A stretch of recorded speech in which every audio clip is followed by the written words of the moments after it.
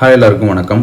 25 August 1952 ஆரம்பித்த ஒரு பயணம் 28 டிசம்பர் 2023 ஒரு மிகப்பெரிய சகாப்தமாக முடிவடைஞ்சிருக்கு. சகாப்தம் இங்கிலீஷில் எரான்னு சொல்லக்கூடிய வார்த்தைக்கான அர்த்தம் என்னன்னா ஒரு சிறப்பு மிக்க காலகட்டத்தை குறிக்கும். அந்த வகையில் கேப்டனோட சகாப்தம் முடிகிற இந்த நாள் யாருமே எதிர்பார்க்காத ஒன்று அண்ட் யாராலையுமே ஏற்றுக்க முடியாத ஒன்று. உங்களில் சில பேருக்கு தெரிஞ்சிருக்கலாம் இவ்வளோ பெரிய கூட்டத்தை திரட்டி ஒரு பிரச்சாரம் பண்ணுறது எவ்வளோ கஷ்டன்ட்டு.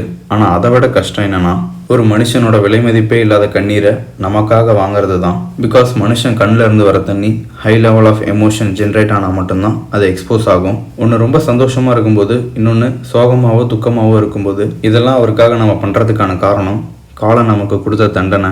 ஏன் அப்படி சொல்கிறேன்னா, இன்றைக்கி நம்ம நல்லா இருக்கணுங்கிறதுக்காக கடந்த காலத்தில் மைக்கை பிடிச்சி அந்த கற்றுனாரு. ஆனால் அப்போ யார் காதலையுமே விழலை. என்னையும் சேர்த்தே தான் சொல்கிறேன். பட் இன்னைக்கு மொத்த தமிழ்நாடும் உள்ளுக்குள்ளே கதறி அழுதுட்டுருக்கு. ஆனால் அது அவருக்கு கேட்கல. இந்த டைமில் நல்ல ஒரு லைன் ஒன்று ஞாபகம் வருது. என்னன்னா, பக்கத்தில் வாழும்போது உன்னருமை தெரியல, உன்னருமை தெரியும் போது பக்கம் நீலன்ற வார்த்தைக்கான அர்த்தம் அவரோட இறந்த நாளான இன்னைக்கு நம்ம தலைக்குள்ள ஓடிக்கிட்டே இருக்கு. அவர் அரசியல் வரணுங்கிறதுக்கான காரணமே அவர் கடந்து வந்த பாதை தான். சினிமா துறையில கால் வச்ச நாள்ல இருந்து அவர் திரையுலகத்துக்கு மட்டும் ஹீரோவா இல்ல, சாமானிய மக்களுக்கும் ஹீரோவா தான் இருந்திருக்காரு. நிறைய பேருக்கு உதவி செஞ்சிருக்காரு கேமராவோட பார்வையில இருந்து விலகி. இதுக்கெல்லாம் சாட்சி இருக்கான்னு கேட்டீங்கன்னா கண்டிப்பா இருக்கு. ஆனா இப்ப இருக்கிற மாதிரி இந்த ஹெடன் கேமரால வீடியோ எடுத்து இந்த சோசியல் மீடியால ஷேர் பண்றது அந்த மாதிரிலாம் கிடையவே கிடையாது. ஏன்னா அது அவர் விரும்பவும் இல்லை. அவரால் படம் நடிச்சவங்க மட்டும்தான் ஒரே சாட்சி.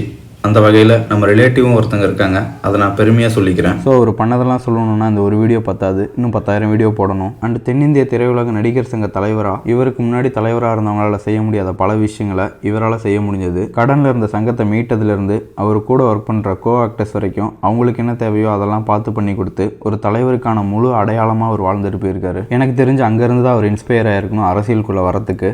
ஏன்னா நடிகர் சங்கத்துக்கு பிரசிடெண்ட்டாக அவர் இருந்த பீரியட் 2001 2006 வரை. அந்த பீரியட் முடியறதுக்குள்ளேயே தலைவராக இருந்து அவரால் என்னெல்லாம் பண்ண முடியும், என்னெல்லாம் பண்ணியிருக்கோன்றது நிறையவே கற்றுக்கிட்டாரு. அதனால தான் செப்டம்பர் 2005 DMDKன்னு சொல்லி ஒரு கட்சியை உள்ளே கொண்டு வர்றாரு. அவரோட நோக்கம் நடிகர் சங்கத்துக்கு தலைவராக இருந்த அவரால் என்னெல்லாம் பண்ண முடிஞ்சதோ அதை விட ஒரு படி மேலே போய் தமிழ்நாட்டுக்கு சீஃப் மினிஸ்டராக இருந்து மக்களுக்கு பண்ணணும்னு ஆசைப்பட்டார். ஆனால் அவர் நேர்மையான வழியில் தான் வரணும்னு நினச்சதே நம்மளால் இப்போ தான் புரிஞ்சிக்க முடியுது. அண்ட் தென் அவருக்கு கொடுக்கப்பட்ட பட்டப்பேருக்கு பின்னாலேயும் அவரோட செயல் தான் இருக்குது. அவருக்கு மொத்தமாக 3 பட்டப்பேர் இருந்தது.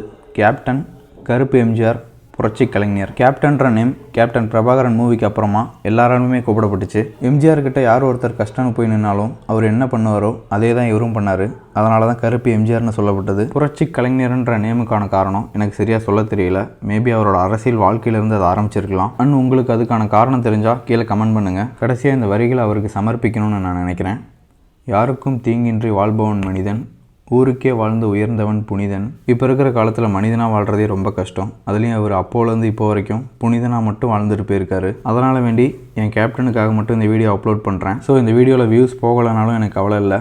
ஒன்லி ஃபார் மை கருப்பு MGR and bye from MGR 96.